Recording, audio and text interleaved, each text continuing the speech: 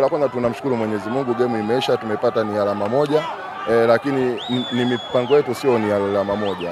Japo kwa mtu ni akiona kama ni wapinzani wetu wametushambulia sana, lakini sisi ni malengo yetu ilikuwa ni kuondoka na point 3. Lakini vile vile nawashukuru zaidi vijana wangu, tumewaona wote wamefanya kazi, wamefuata ni maelekezo ni mazuri zaidi, na ndio maana tumeondoka na alama moja kwenye mchezo wa leo.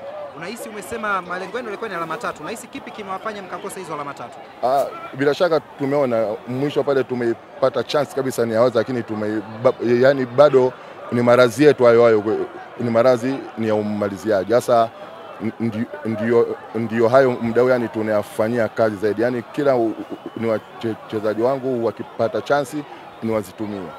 Nafasi mbili mlizozipata dakika 15 za mwisho ni tofauti na dakika karibu 75 za kwanza ambazo mlizuia sana.